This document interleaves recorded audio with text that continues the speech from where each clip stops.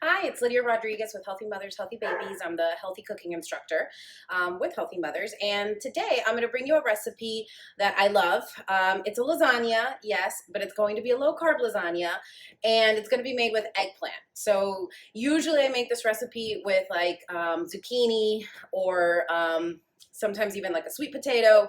But today I thought I'd use some eggplant. I haven't used it in a while. It's a really good vegetable. It's tons of fiber and soluble fiber in it and vitamins and minerals, and it's really healthy for us. So yeah, let's give it a try.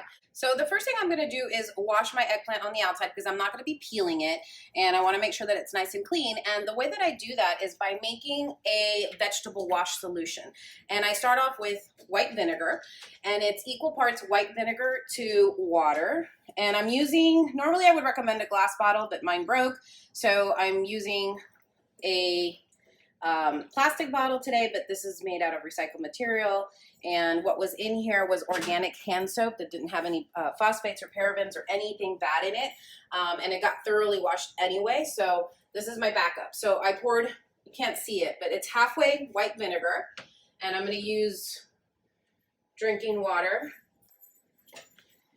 And I'm going to use, see it, lemon essential oil. Okay. This is a vegetable wash that we're making. It's going to take off all kinds of bacteria, and I used just three little drops of the lemon oil, just so you know. It's probably going to overflow, so I'm going to build it up a little too much. Sorry. There we go. This really gets your veggies really nice and clean.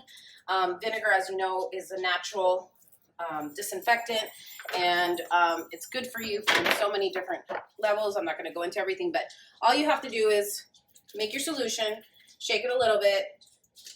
I'm going to squirt it onto my eggplants, and I'm going to get them really nice and wet and rub it in so that I'm taking off any bacteria, dirt, whatever that's on there. And we are going to rinse these because, of course, you don't want them to taste like vinegar. Okay, but first you want to rub it in really well. So you're going to do this with all your vegetables when you bring them home from the market.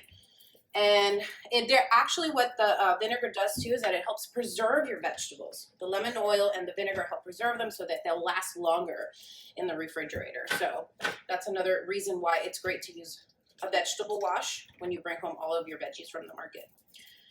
Okay, so really well rubbed in. Now I'm just going to go ahead and rinse them. Now, once you do this process, you can let your veggies air dry and then put them away. Or, because I'm going to use them right away, I'm just going to grab a kitchen towel or a paper towel and dry them off really well. Okay? Okay, so I'm just prepping my eggplant and getting it ready for the recipe. We're going to be cutting it in planks. So when you do that, you want to cut off your ends. You want to cut off as little as possible, obviously. And these are little mini eggplants, but you know, you could use the big large ones, whatever you prefer. When cutting into planks, you can stand it up straight like this. Make sure you tuck your fingers in. The reason you want to stand it on the end is because it has a flat surface, so it's not going to be rolling around everywhere. Okay, and you want to cut it in about 1/4 inch thick planks, not too thick, not too thin, because you want them to cook. Okay, and the other good secret when making this is you want to make sure, and actually I'm going to lay this one flat because it'll be easier, the last piece. You want to make sure that you're using a sharp knife that's going to easily get through the eggplant. Okay, so there we go. Nice and thick slices, and you're going to do that. And don't use this last end because it's too thin, and it'll get bitter because it has too much skin on it. So you don't want to use it, but you want to make sure that your knife is super sharp. Okay, whenever cooking, whenever you're making anything, that you're cutting your vegetables, because it's how you'll prevent accidents. If you have a dull knife, you're going to have to use more force to try and get through, and you're going to probably fumble and teeter, and that's going to cause you to have an accident. So sharp knives are the way to go. So I'm going to do that with all my eggplant, but I wanted to just show you that how I'm going to be cooking it. We're going to be baking it, pre-baking it, to make sure that it releases some of its liquid, because eggplant has a lot of fluid in it, and we don't want to make our lasagna soggy. So in order to prevent from making our lasagna soggy, we're going to bake it on top of a cooling rack. So in order to make sure that you release fluids and bake the eggplant all the way around from top to bottom is by putting it on a cooling rack and then on a baking sheet. So the baking sheet will collect anything that the eggplant releases while baking, the extra fluid, that's what we're hoping. But it's also going to help by being elevated like that for the heat to get under it and cook it from the bottom to the top. So it's going to be rounded cooking. And we want it to get a little bit of color on it, so I'm going to be using avocado oil. You could use olive oil, use whatever you prefer. It's one of our healthy cooking oils. Okay, and I'm going to be sprinkling it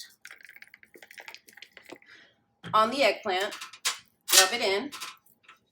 Okay, and eggplant is super absorbent. Like I put this on and it already like sucked up the oil. So don't be afraid to use a little bit more than you normally would with other vegetables because it's going to just eat it up. Okay, so you want to rub it in on both sides.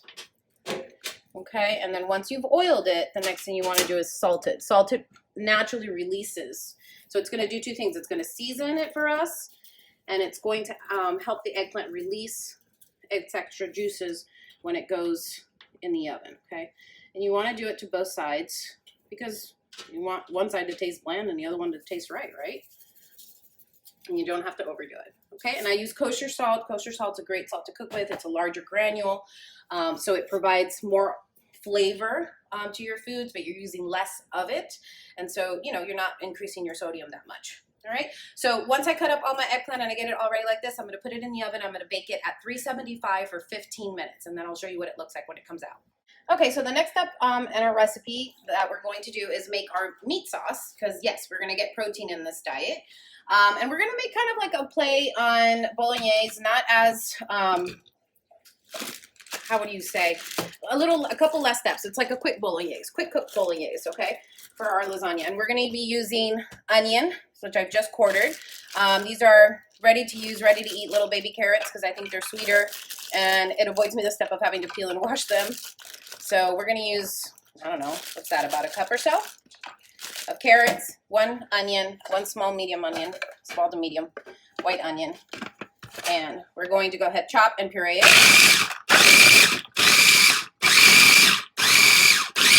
So the reason I keep going between both the chop and the grind button is because the blade goes one way and then it goes the other way. So it keeps the food from getting stuck, and it's going to do what I need it to do, which is to chop it quickly and finely.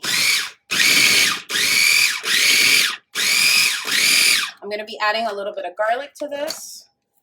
It's almost there. What I'm looking at is for it to be almost pureed, but not quite. Because I kind of want it to disappear in the meat sauce, but I want it to impart the flavor and the vitamins that it's providing. Normally I would have added fresh garlic, but I was plumb out and this is all I had. So I always have one of these minced garlic little jars as a backup. They're really great. They preserve. This one happens to be preserved with olive oil, which is great because it's a natural preservative. It's not, one that isn't, and it's not sodium. Okay, so this looks like it's pretty much done. You could, use a little spatula or your finger because my hands are clean. Just going to press it down a little bit further so all of it gets in there, and it actually smells really good. It smells nice and garlicky and sweet all at the same time. All that chopped mixed in. Okay, so we are ready to go, and I have a pan on the stove that's nice and hot and waiting for me. We're going to walk over and we're going to add some more, well, let me do olive oil since we are going Italian. And this one happens to be for sauteing and frying, which is, you want to pay attention when buying your olive oils, and that was about 1/4 cup. I'm making a lot of meat sauce. It's about 1.5 pounds, so don't be afraid. You want to make sure that you're buying the right kind of oils because there are olive oils that are meant for just using on dressings, and they're not going to have such a high cooking temperature for you. So we're going to add our veggies, and we're going to cook these out just for about a few minutes. And once they've cooked out just a little bit, release a little bit of their fluid. As you can see, look, the temperature in my pan went down really fast. That's what happens when you add food to a pan. So you want to increase the heat a little bit. Okay, we're going to saute this, and then we're going to add the meat in just a minute. Okay, so my veggies are quickly cooking. It's been just maybe a minute and a half. Before I add the meat, I'm going to be adding Italian seasoning. These are dried. If you want to use fresh, by all means do. But I find that with these meat sauces, the herb, the lingering taste is better when you use the dried. And then at the end, finish it with like a fresh basil or even a little bit of fresh thyme to impart that fresh herby flavor. So right now, we woke up the herbs that were sitting in the jar, and they're ready for the meat. At this time, if your pan looks a little dry like mine does, you can add a little more oil. Sorry about that, Ellie. Just another little quarter cup. Doesn't have to be a lot. Because we're going to be adding ground beef today, and this is 1.5 pounds, and I buy it in bulk, and that's why it's in a Ziploc bag.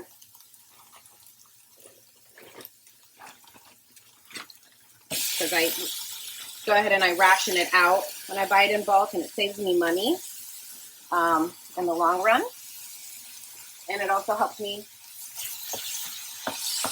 make it to portion. Okay, so we're just going to break up the ground beef and mix it really well with our veggies.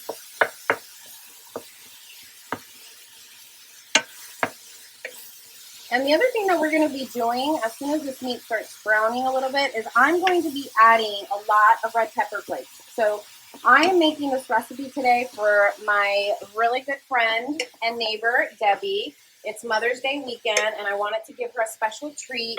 And she's very much a person that loves handmade gifts, and she loves eggplant. So I figured what better way to treat her than by making her a special Mother's Day meal, so she doesn't have to worry about cooking for herself, and she gets to eat something really, really yummy in the process. And the one thing that Debbie really loves is spicy food. So I'm going to turn this into a spicy meat sauce in just a minute. Okay, so now we're at the point where we're going to make this sauce spicy, and we're going to do that with red pepper flakes. It's classic Italian to use them, and do not be afraid by the amount I'm going to put in here. Obviously, use a lot less or omit it completely if you don't want your sauce to be uber spicy. So Miss Deb likes things really, really hot. I don't think I could ever add enough in her eyes, but I think that's going to be good. So we just added a ton of that red pepper flake to intensify the taste of tomato and sweetness. I'm going to be using some tomato paste, which is also low carb, believe it or not, even though it seems like it has a high sugar content. Sorry about the puppies in the house. Alrighty, so that was about 2 tablespoons worth of tomato paste, and we're just going to work it into our sauce. Frosty, hush baby. Thank you. See, he listens to his mama sometimes. All right, so we have our red pepper flakes. We have our tomato paste. It's going to intensify the tomato flavor because this is going to be a quicker cooked sauce. I'm not going to cook it all day. So that's what the tomato paste helps. It also imparts sweetness. And the other thing that imparts sweetness, now this step you can definitely omit. Now, normally, if I was making like a bolognese sauce, I'd be adding some type of red wine, a really rich red wine to intensify the flavor of the sauce. I don't have red wine, but I have Marsala wine. Now, Marsala wine is sweeter. This one happens to be a drier version, so it's not going to be as sweet, but it's going to impart a really yummy flavor in my sauce. It's going to kind of give it that all-day cooked feeling. When I don't have wine, sometimes I use balsamic vinegar, but today I want to use the Marsala because it's for Miss Debbie. But if you're pregnant, you should omit this to be safe, although supposedly all the alcohol in the wine does cook out when you cook the sauce over a longer period of time. But yeah, you should probably omit it. But anyway, I'm going to what's called deglaze my pan, which just means pick up all the little brown bits on the bottom. I'm going to be using about a cup, so maybe 1.5 cups of this wine. Oh my God, and it smells so good in here right now. I can't even begin to tell you how good it tastes. So that was about 1 cup, and I would say about 1 cup. I don't even think it got to 1.5 cups because I poured it really slowly. but it's going to impart a ton of flavor into my sauce. And as you can see, it's already disappearing. It evaporates quite quickly and it intensifies the flavor of the wine in the dish. Okay. Holy cow, this is going to taste really good.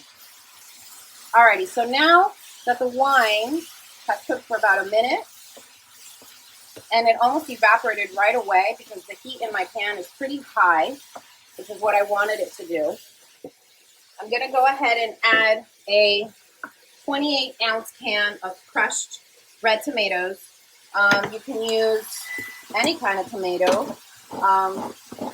The best ones usually are San Marzano. They didn't have those in my market today, so I bought these. But they look great. So I'm going to go ahead and add a whole can of crushed tomato. You want to make sure you get all of it in your sauce. And you can also do fresh tomatoes. If tomatoes are in season where you live, and there's plum tomatoes especially, you can go ahead and get a pot of boiling water and just make a little X on the end of your tomato. You would cut an X at the end of the tomato, blanch them like 30 seconds, take them out, peel them. What it does is that the heat of the water helps for the skin to remove off the tomato. You would peel them, blend them, put them through a strainer, and voila, you make your own tomato sauce at home that you can use in your recipes. You just need a lot of tomatoes. Okay, so I'm going to lower the heat on this, and I'm going to let it cook for about 10-15 minutes with the lid on. Oh, and you know what? We haven't added salt. That's very important. Let's season it. Where did I put my salt? Oh, over here. I'm going to season it. Salt and a little bit of pepper. Move back a little bit, Ellie. There we go. Cracked black pepper. Okay. Give it another stir.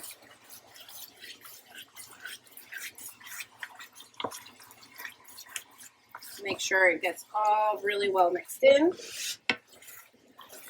Okay, so we're going to put the lid on it, 15 minutes.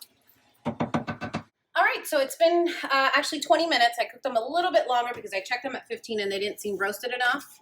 Our eggplant is coming out of the oven. And look how beautiful it is. It started to just slightly turn color. If you could see, there's not any liquid on the bottom. That's actually the avocado oil. Because I stand corrected. I forgot to say when you're going to put it in the oven, you're not going to see fluid. It's going to evaporate in the oven. But it has released and it's gotten nice and pliable for us to work with. Nice and hot. But these are going to be our lasagna noodles if you haven't figured it out, if I hadn't said it already, okay? And our sauce is still cooking. Still needs about another 5 minutes, but it's intensifying flavor while it's there on low heat. So let's walk over here and let's make our ricotta. So today I'm going to use a 15-ounce jar of ricotta, an all-natural, all-whole milk. When you're eating low-carb, fat is good. So you don't have to buy the low-fat kind, which is actually, they put a lot of stuff in it to make it low-fat. So you don't want that. You want all natural. So if I could open this, would be great. Let's use our handy fork here and see if you could help me. There we go. We're going to use the whole jar. Come on, buddy. Get your ricotta out however you can, ladies and gentlemen. This is going to be the creamy layer of our lasagna. Okay, there we go. And then, hey Neb, our puppy is visiting the kitchen. See, so you say hi for the camera? Alrighty, don't worry, we won't get dog hair in here. I'm gonna add about, I wanna say that's more than half a cup. So let's say between half a cup and 3/4 of a cup of Parmesan cheese. We're gonna add 1 egg, and the egg is to help it kind of like stay together. Okay, it's the glue, exactly, thank you, Ellie. Rinse my hands. My towel.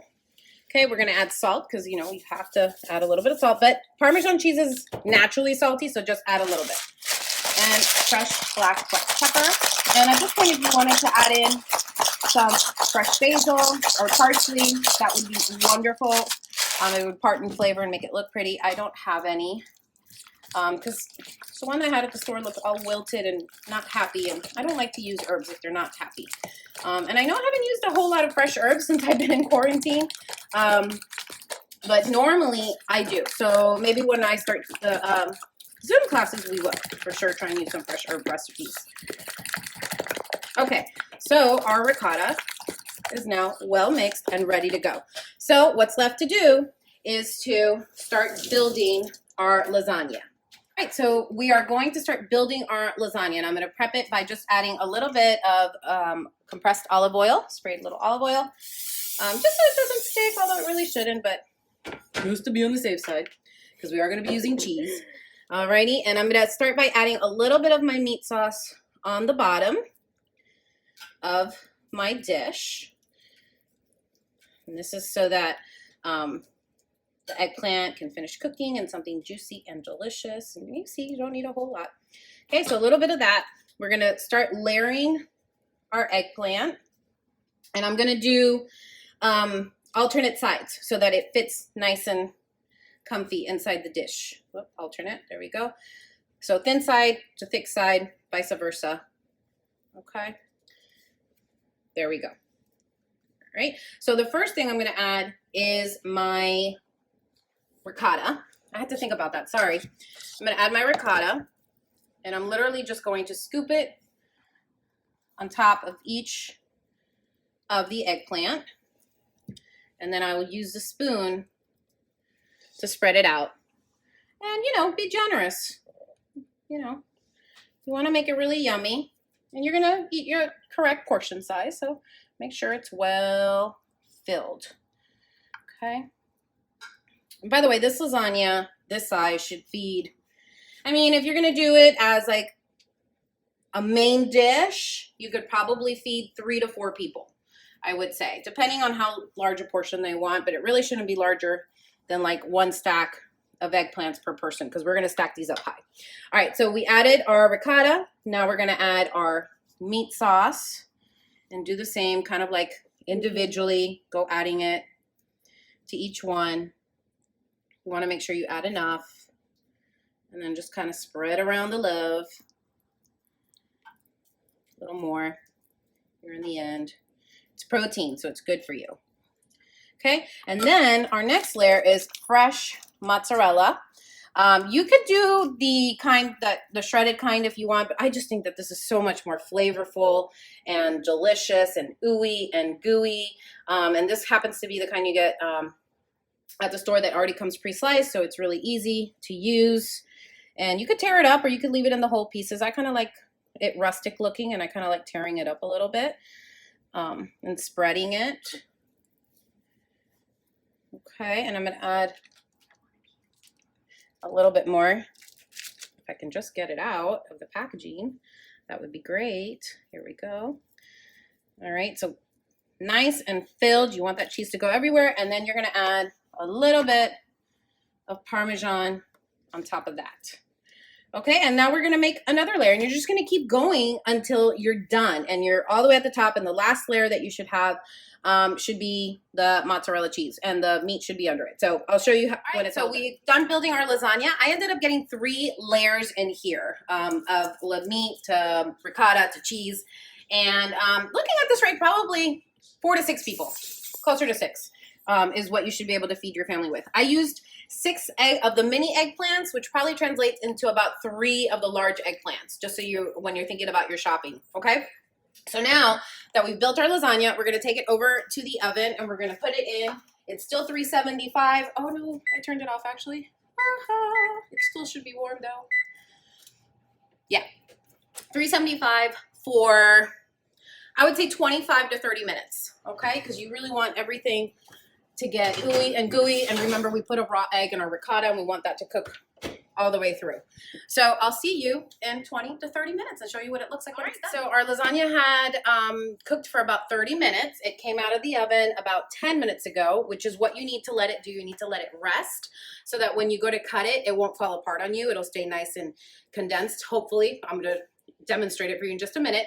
But I also wanted to share with you some fun facts. So one of the great things about eggplant is that it is low in carbs, obviously. It has tons of fiber in it. It's got potassium, vitamin C, and vitamin K. It is loaded with antioxidants, which can be known to help fight things off like cancer and so many other things like high blood pressure as well.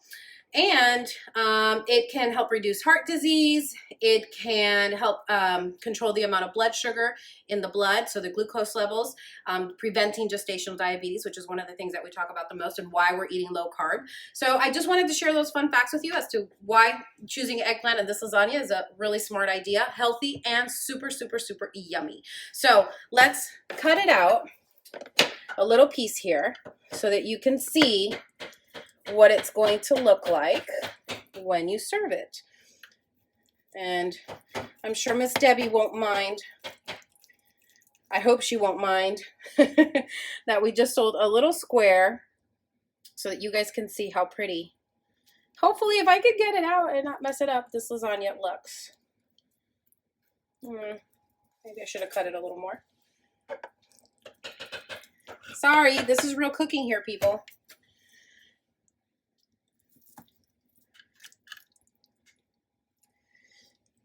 There we go. Oh, half a layer stayed back there. Oh, well, we tried. The important thing is that it tastes yummy, right? So there you go. Eggplant lasagna. And serve it with a side salad. And you can even make keto garlic bread, which I'll teach you in another segment.